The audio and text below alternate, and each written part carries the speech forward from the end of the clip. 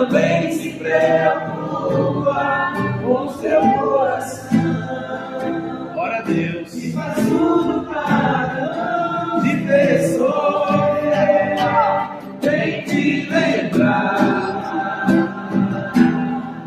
Se alguma vez Jesus te abandonou, vem te lembrar.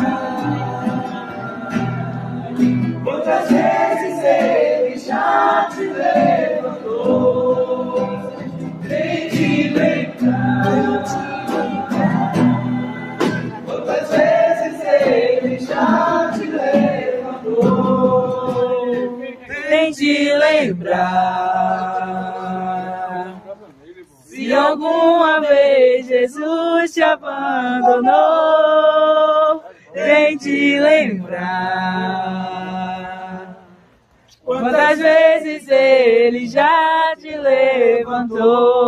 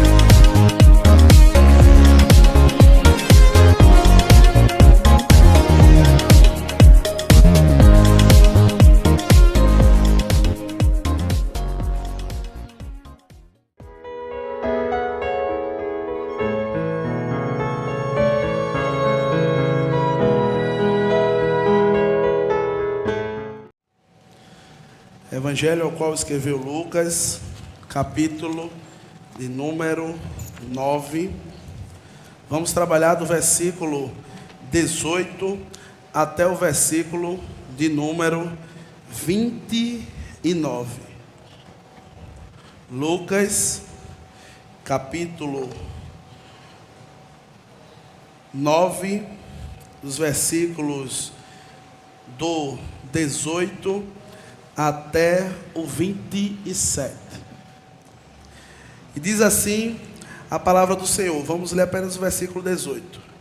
Estando ele orando à parte, achavam-se presentes os discípulos, a quem perguntou: quem dizes à multidão que sou eu?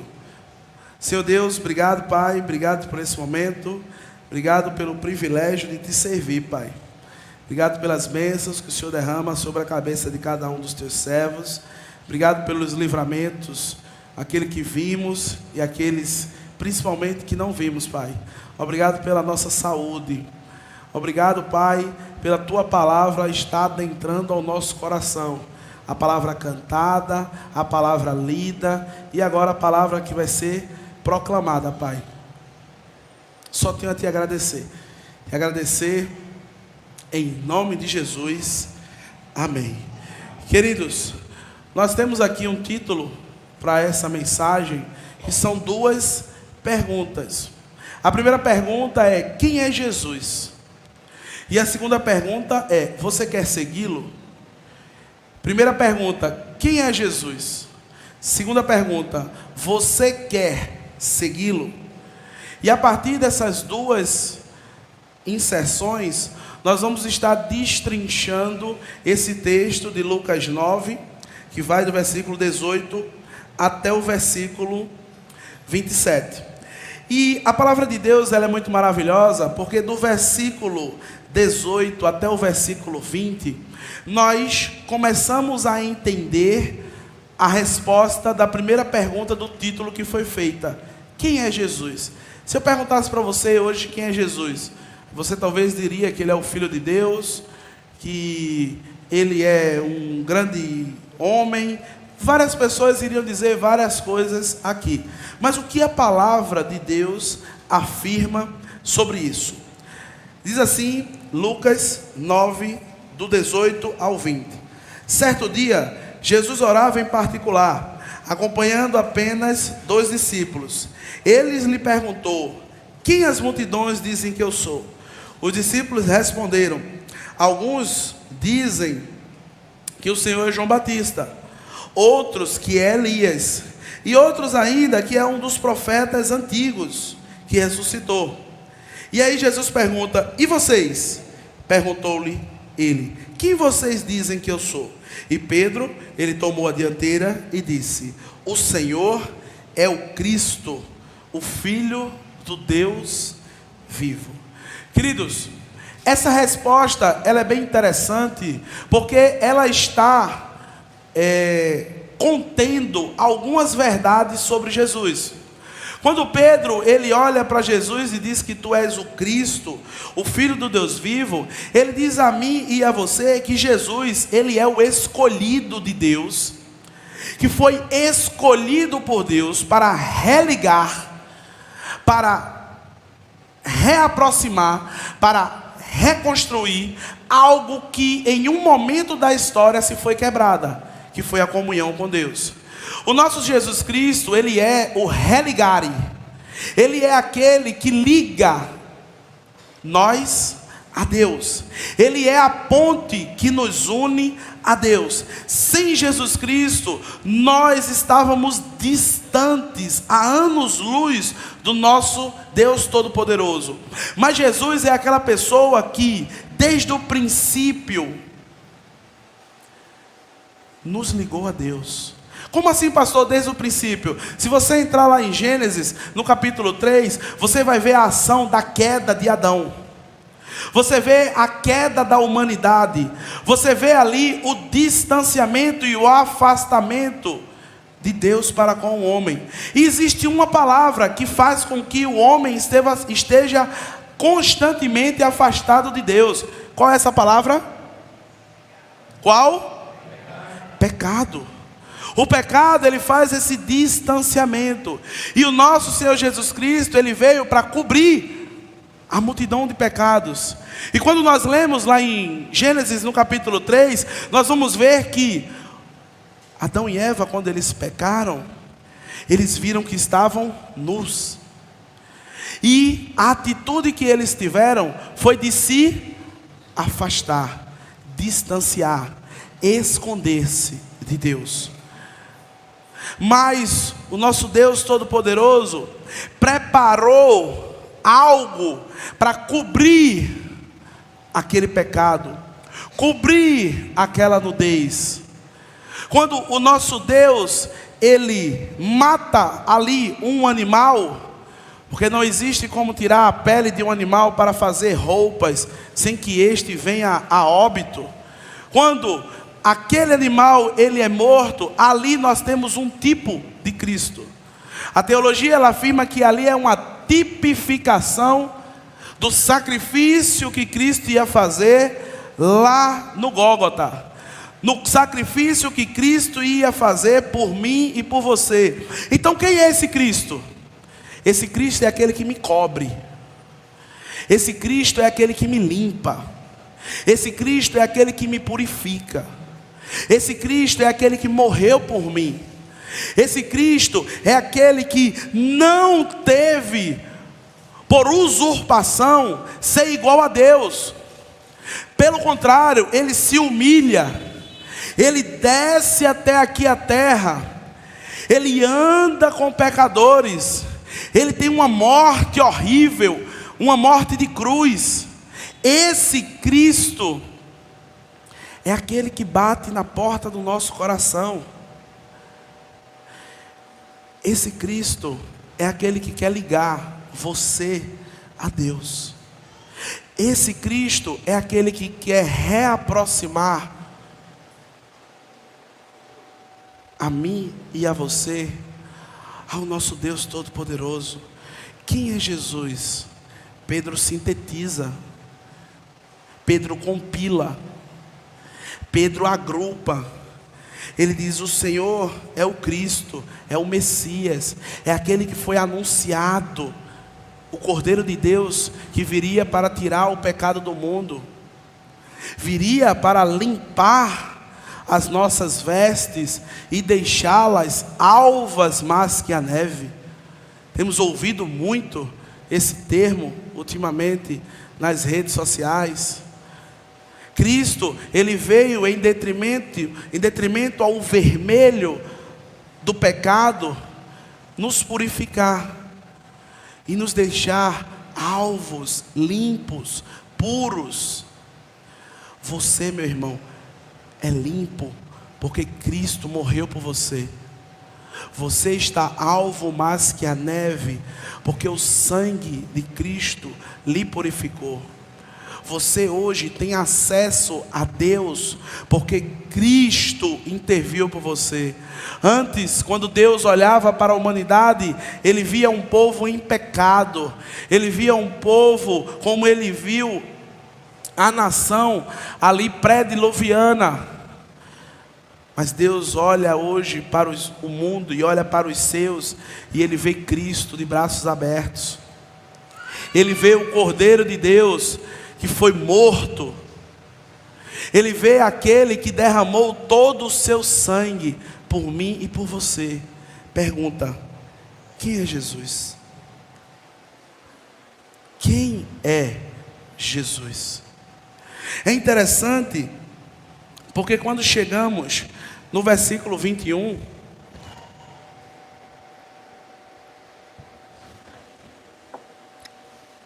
e no versículo 22, nós vamos ver uma informação acerca desse Jesus, que por vezes é meio deturpada, por vezes é entendida de maneira errônea.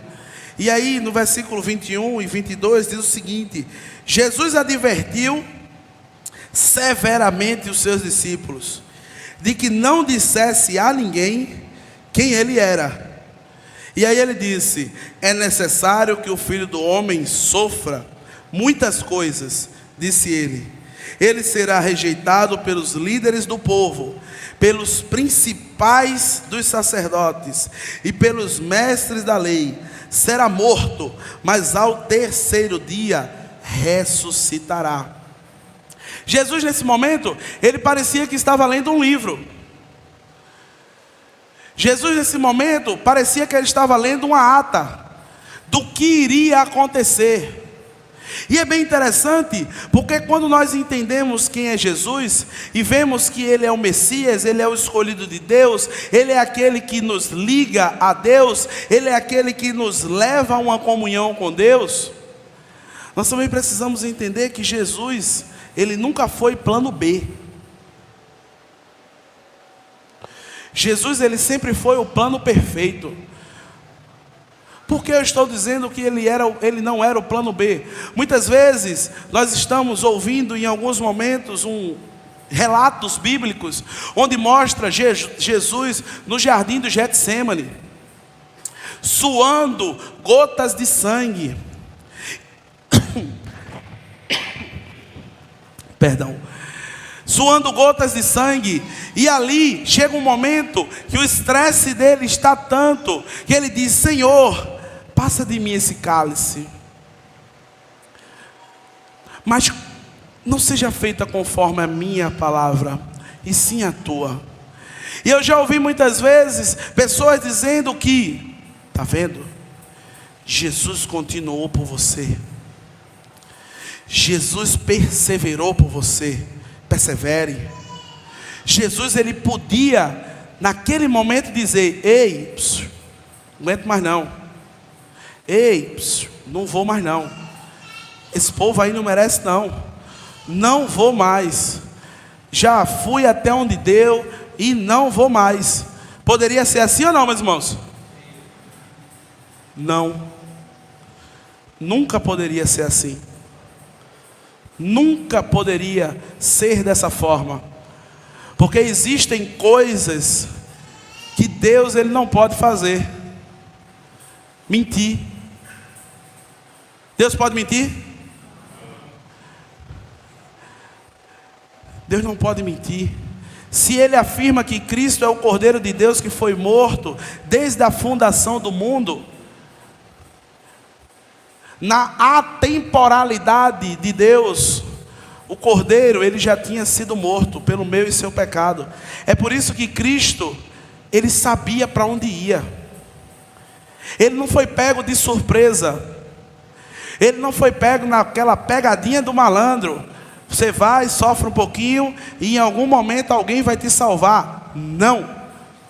Jesus sempre foi o plano perfeito de Deus. A história, ela não está sendo escrita.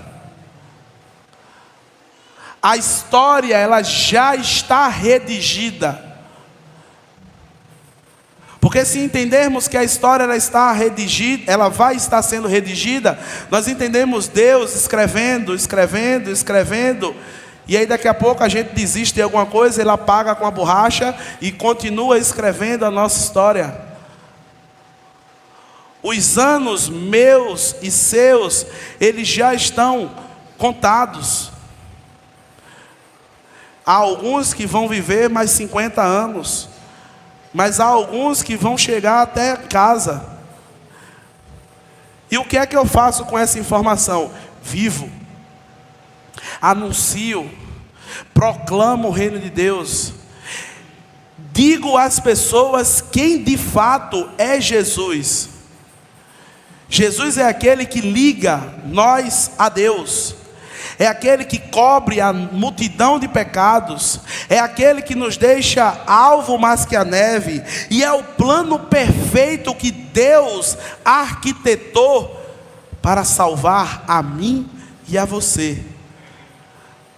Não tem plano A. Adão não era o plano A, e aí porque Adão pecou, Deus foi e criou o plano B. Não.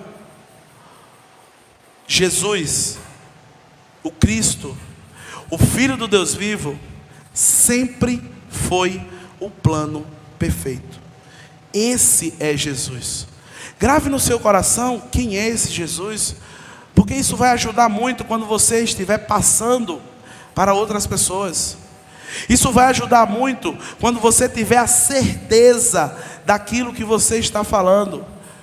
Você vai falar de uma forma que seus olhos eles vão brilhar, e a outra pessoa vai ter certeza daquilo que você está dizendo. Primeiro, Jesus, ele é o escolhido, ele é aquele que veio religar a mim e a você. Segundo, ele não é o plano B, ele sempre foi o plano perfeito de Deus. Essas duas inserções, elas respondem quem é Jesus.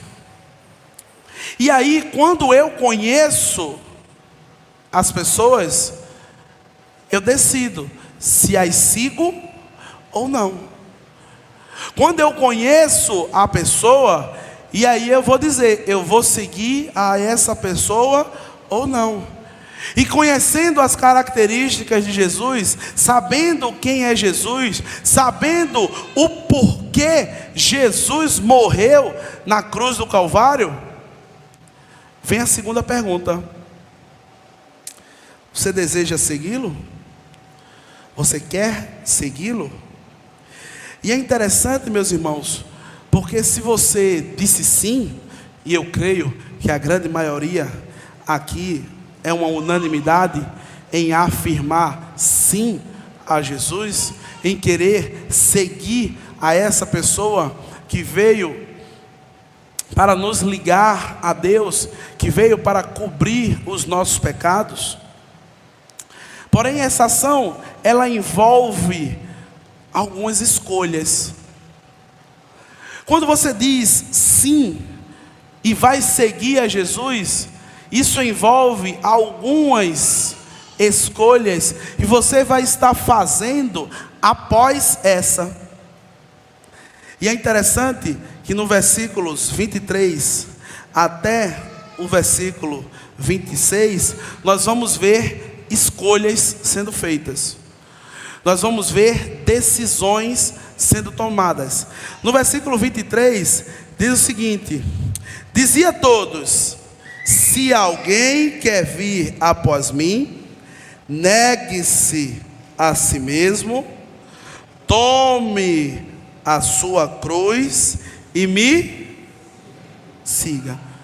É bem interessante esse texto, porque a primeira coisa que ele pergunta é: se alguém quiser vir após mim, se alguém quiser vir após mim. Jesus botou faca no seu pescoço para você seguir a Ele? Jesus obrigou você a fazer alguma coisa, meu irmão? É interessante porque às vezes nós achamos que estamos fazendo um favor em servir a Cristo. Muitas vezes nós achamos que estamos fazendo um favor em ler a palavra. Às vezes alguma pessoa chega assim e pergunta se a pessoa está lendo a palavra de Deus ou a pessoa está orando. A outra fica com raiva e ainda diz assim: é porque eu não tenho tempo, é porque eu sou muito corrido, é porque eu tenho muita atividade. E parece-me que ler a palavra de Deus, orar a Deus, é um favor que você está fazendo a Ele. Não se engane, meu irmão. Cristo não veio aqui para enganar ninguém. Cristo não veio aqui para enganar ninguém. A obra, ela continua sem mim. Eu já disse isso várias e várias vezes. A obra, ela continua sem qualquer pessoa. Mas sem Jesus, ela não prevalece. Sem Jesus, ela não permanece. Porque é Jesus quem liga nós a Deus. É Jesus quem faz essa união nossa com o Pai. Sem Ele, nós estamos sozinhos. É por isso que Ele diz que sem Ele nada podemos fazer. E precisamos ter essa ideia de que você não está fazendo um favor a Cristo. Pelo contrário, meus irmãos, nós temos o privilégio de servir a Jesus. Nós temos o privilégio de termos o nosso currículo aceito na maior empresa que existiu, que existe ou que existirá, que é a empresa de ganhar vidas. No seu ramo de trabalho, imagine uma empresa super, hiper, mega top. Imagine-se você colocando um currículo nessa empresa. E depois continue na sua imaginação e sinta-se sendo aceito pelaquela empresa. Você ia ficar contente, irmão? Você ia ficar contente ou não? Com certeza. Claro que nós íamos ficar contentes. Nós estaríamos no lugar onde queríamos estar. Provavelmente ganhando os proventos que desejaríamos ganhar. Trabalhando o período de tempo que sempre sonhamos trabalhar. E ficaríamos muito felizes. Mas eu pergunto: vida tem preço? Foi muito fraco. Vida tem preço? Não tem preço. E você foi aceito nessa empresa celestial. Você tem o privilégio de, através da ação do Espírito Santo de Deus, levar vidas que estão sedentas, como aquelas que nós encontramos lá em Maranguape. Vidas que estão sedentas, precisando ser ouvidas, precisando ser acolhidas. Vidas dentro das nossas casas, precisando de atenção, precisando de cuidado, precisando de zelo, precisando de apoio. E você tem esse privilégio de levar Jesus para essas pessoas. E aí, quando nós ouvimos Cristo dizer: se alguém quiser, diga Ah, Deus, nesse momento eu quero participar dessa agência celestial. Eu quero ser contratado para que vidas sejam alcançadas através da minha. Mas isso é se você quiser, meu irmão. Quando a gente continua no versículo 23, nós entendemos outra coisa que acontece quando nós escolhemos a Cristo. Ele diz: se alguém quiser vir após mim, negue-se a si mesmo, tome o quê? A sua cruz. Em alguns textos diz a sua cruz diariamente. Isso é bastante interessante, porque eu preciso ter um cuidado ao ouvir carregar a cruz. Cruz é singular ou plural?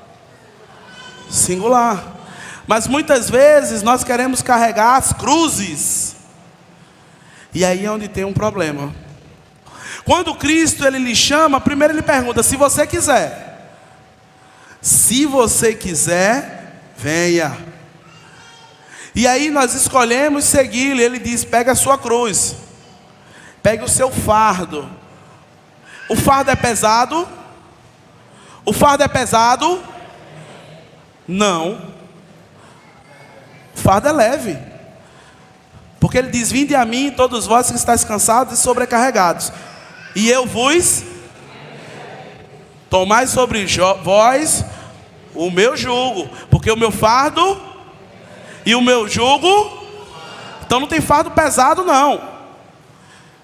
Se está pesado é porque você está colocando fardo a mais. Se está pesado é porque você tem carregado cruzes e não cruz. Precisamos ter ciência disso. E é por vezes que não entendemos o que o texto ele está nos dizendo, que a gente vive num frenesi gigantesco. A gente precisa estar atento, meus irmãos. Quem é Jesus? Você viu quem era Jesus? Jesus não vai colocar um peso nas suas costas, como eu falei domingo passado, que você não pode carregar, que é danoso a você, que não tem prazer. Quando nós estamos trabalhando em cima do Salmo 1, é interessante que muitas vezes algo que é enfadonho, é cansativo, a Bíblia diz que é prazeroso. Quando ele diz lá: bem-aventurado o varão que não anda no conselho do ímpio, não se detém no caminho dos pecadores, nem se assenta na roda dos escarnecedores. Versículo 2: antes o seu prazer está, e nela medita. Veja que coisa interessante. Antes o seu prazer. Não é labuta, não é canseira, não é enfado, é prazer. O mesmo prazer que eu tenho quando estou comendo uma pecinha de picanha. Olha, eita glória, aleluia. Eu preciso ter quando eu estiver lendo a lei do Senhor, quando eu estiver lendo a palavra do Senhor, quando eu estiver perante as escrituras do Senhor. Mas às vezes o nosso fardo e as nossas cruzes, elas estão tão grandes e tão pesadas, e quando nós estamos chegando no momento de ler, a gente já está com a cabeça parecendo um balão desse tamanho aqui, ó, que a gente não aguenta mais nada. A gente não aguenta mais nada. A gente não consegue se concentrar com mais nada. A gente não consegue manter a atenção com mais nada. A gente só quer cama. E quando deita, às vezes ainda fica 30 minutos olhando vídeo no Instagram ou em algum aplicativo de internet. O fardo não é pesado. Quando ele diz: aquele que quiser vir após mim, negue-se a si mesmo, tome a sua cruz de cada dia. Terceira informação no mesmo versículo: a cruz ela é diária. Ela é diária. Assim como o processo de santificação ele é contínuo, o processo de carregar a cruz ele também é. Todo dia eu acordo e a minha cruz acorda junto comigo. E para onde eu vou eu tenho que carregá-la. E aí eu vou dormir e fico orando a Deus para que alivie o meu fardo, para que alivie a minha cruz. E aí Deus olha de lá de cima e diz: meu filho, eu já aliviei. Quem sobrecarregou foi você. A minha parte eu já fiz. Quem está colocando pedrinhas dentro disso tudo é você e não eu. Quando nós andamos mais um pouquinho, no versículo 24 e no versículo 25, nós vamos estar tendo mais um vislumbre da escolha que nós precisamos fazer quando entendemos que precisamos seguir a Cristo. Primeiro, nós vimos que eu preciso segui-lo, tomar a minha cruz, lembrar que essa cruz é diária. Versículo 24 e 25 diz o seguinte: se alguém tentar se apegar à sua vida, a perderá, mas se abrir mão dela, por minha causa, a salvará. Que vantagem existe em um homem ganhar o mundo inteiro, mas perder ou destruir a sua própria vida? Queridos, nas escolhas que fazemos em seguir Jesus, nós precisamos ter dentro de cada um de nós que é necessário que eu morra e que Cristo viva dentro de mim. Quando Paulo afirma não vivo mais eu, Paulo está dizendo eu morri.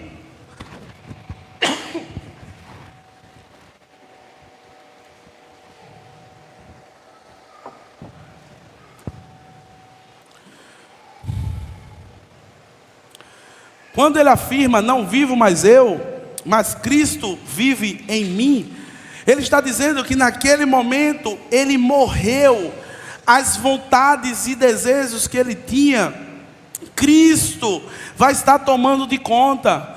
Nós temos uma peça teatral bastante interessante chamada O Banco. Alguém já assistiu essa peça? Levanta a mão aí quem já assistiu. Muito bom. Tem um bocado de gente que não assistiu. Acho que dá para a gente representar ela qualquer dia desse aqui. Essa peça é extraordinária, porque ela tem uma pessoa aqui no meio, e Jesus está ao lado dela, e é inquirido a ela, é questionado a ela algumas escolhas que necessário é que ela venha a fazer. E aí Cristo está ali sentado no banco, e aí chega alguém, buzina no ouvido dela, e aí através desse buzinaço, ela chega e pum, joga Cristo longe e senta no banco da vida e toma as suas decisões. Quando o texto diz que se você tentar se apegar à sua vida, você vai perder. Você vai perder.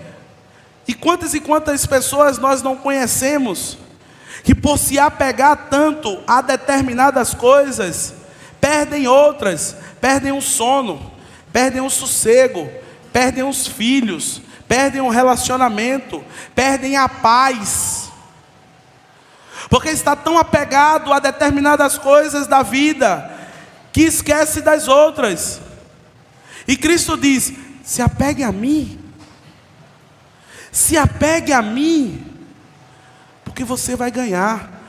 E amados, antes que você entenda que você precisa se afastar de tudo, se distanciar de tudo, você precisa se aproximar de Cristo. E Cristo é quem vai dizer o que é necessário para você fazer. Cristo é quem vai conversar com você e vai passar para você as diretrizes, os fardos a mais que você tem carregado, as dificuldades a mais que você tem colocado. E aí sim, o processo, ele inicia. É preciso nós entendermos essa necessidade.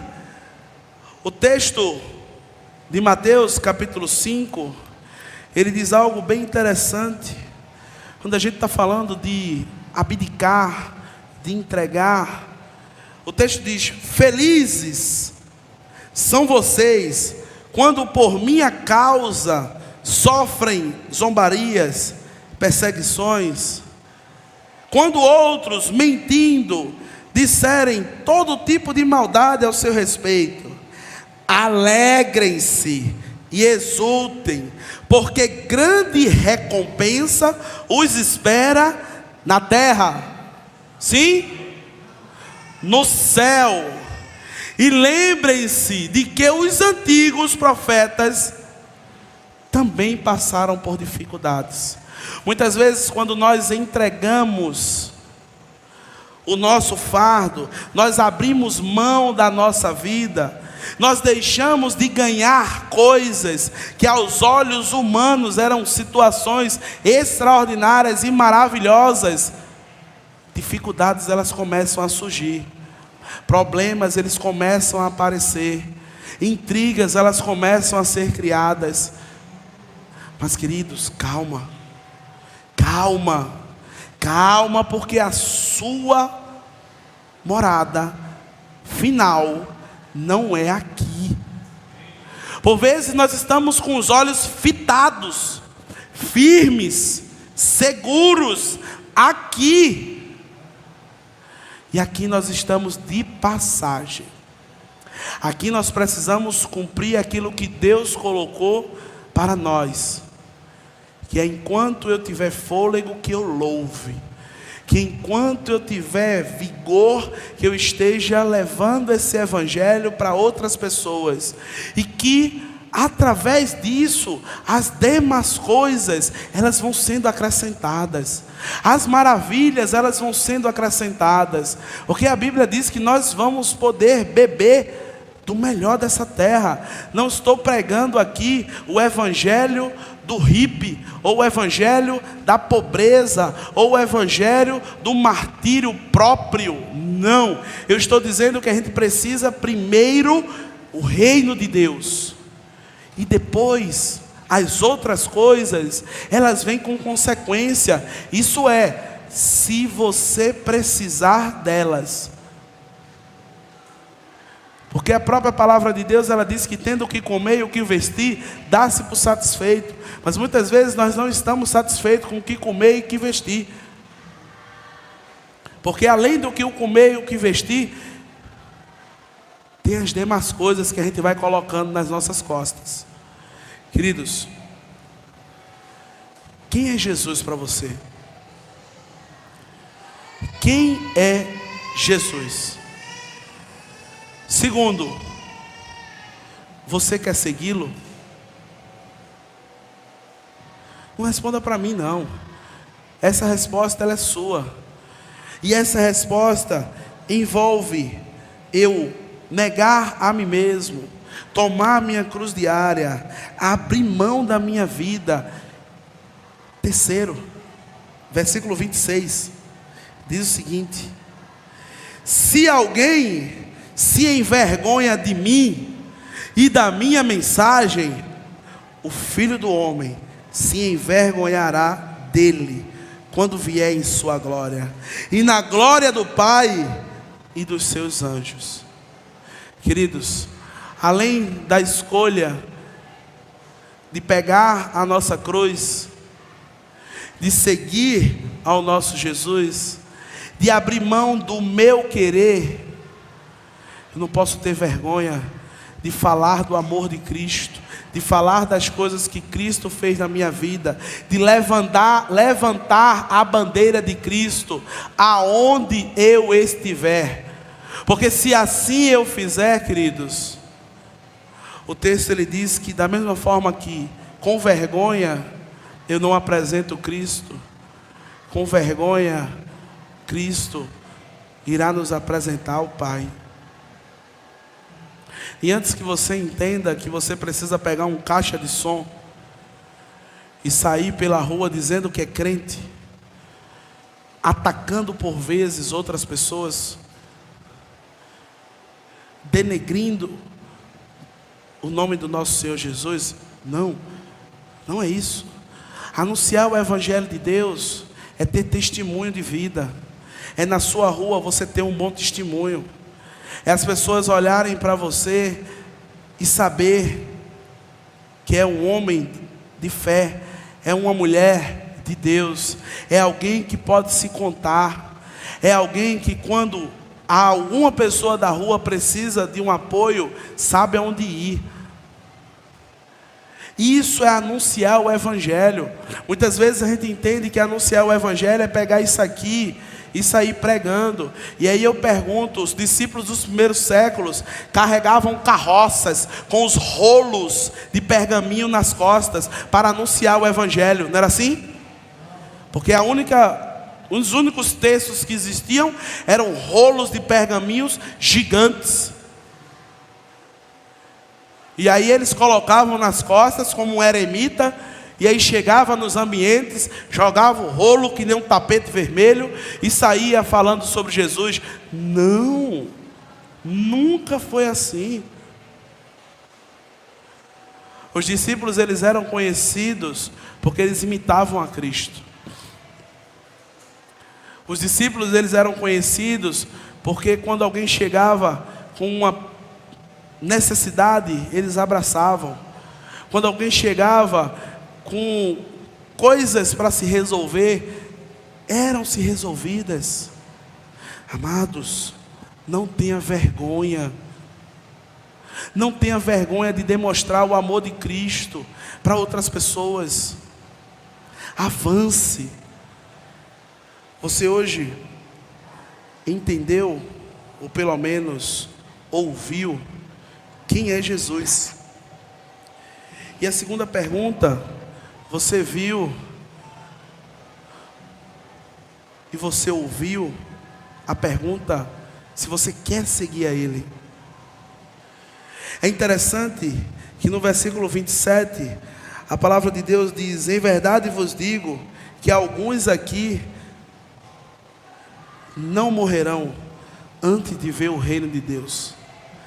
E esse versículo ele é bem emblemático, porque o reino de Deus ele ainda não veio, a parousia de Cristo ainda não existiu, ainda não ocorreu, o arrebatamento ainda não, mas o que Cristo estava falando aqui não era sobre isso.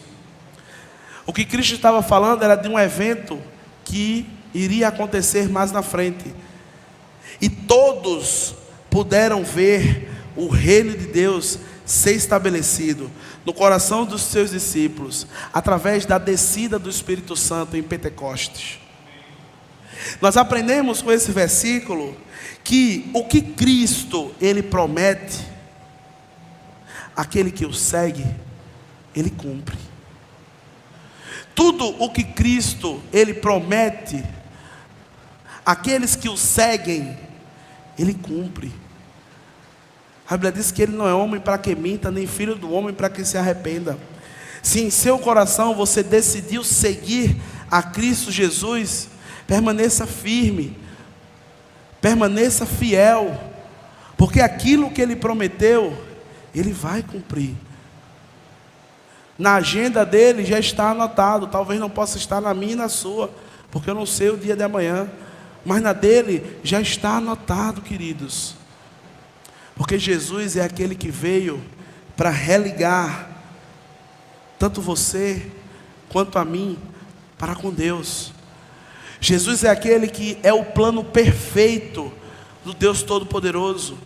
E quando nós conhecemos a Ele e decidimos seguir a Ele, nós, além de termos um mestre, nós teremos um amigo.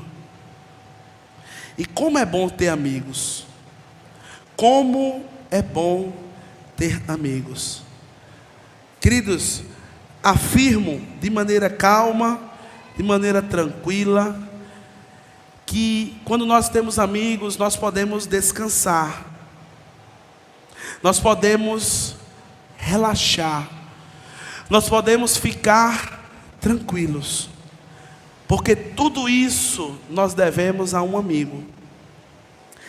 Aquele amigo que eu decidi tomar a minha cruz diariamente, sabendo que ele estaria do meu lado. É interessante que é por esse amigo que eu e você abrimos mão da nossa vida, deixando que Ele estivesse guiando cada um de nós a pastos verdejantes. É por esse amigo que eu nunca, jamais terei vergonha de anunciar as boas novas, o Evangelho de Deus, que é poder, meu irmão, para a salvação daquele que crê.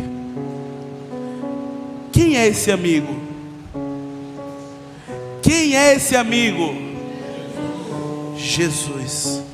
Esse é o seu amigo, que através dele outros amigos se chegarão até você. Mas que nessa noite você saia daqui sabendo quem é Jesus, e você responda a segunda pergunta: você quer segui-lo? Amém. Que através do nosso Senhor Jesus Cristo, aquele que conhecemos, aquele que seguimos, nós venhamos ter descanso. Através do Espírito Santo de Deus, venhamos estar calmos, serenos e tranquilos. Sabemos que dificuldades elas virão, elas vêm, por vezes elas já estão aí. Porém, o nosso Deus, Ele não nos desampara. Jesus Cristo, o nosso amigo, Ele está do nosso lado, para cada vez que nós venhamos a tropeçar, Ele está com as suas mãos estendidas para nos levantar. Que cada vez mais nós venhamos a desejá-lo constantemente. Curva sua cabeça. Seu Deus, muito obrigado, Pai. Muito obrigado por tudo que o Senhor é. E muito obrigado pelas tuas misericórdias, Pai, que atingem todos os teus filhos. Obrigado por essa noite maravilhosa, Pai. Obrigado pelas bênçãos que o Senhor derrama sobre a vida de cada um, Pai. E que em nosso coração venhamos diariamente a reconhecer quem é o Senhor nas nossas vidas. E que através desse reconhecimento nós venhamos a te seguir, Pai. Nós venhamos a caminhar lado a lado contigo, nunca nos envergonhando. Pelo contrário, aceitando o privilégio de por vezes passar dificuldades pelo teu nome, sabendo que a nossa morada não é aqui. Aqui nós passamos um breve momento, rápido, mas o que nos aguarda é uma eternidade nas moradas celestes. Abençoa cada um dos teus filhos, Pai, que aqui estão. Que o teu amor esteja dentro do coração deles. E que o amor de Deus, as graças e a graça do nosso Senhor e Salvador Jesus Cristo, acompanhada com a consolação do Espírito Santo de Deus, esteja sendo derramada abundantemente, sem medidas, sobre cada um dos seus servos, tantos que estão aqui, quanto muitos e muitos e muitos outros espalhados por toda a face da terra. E que todo o povo de Deus possa dizer: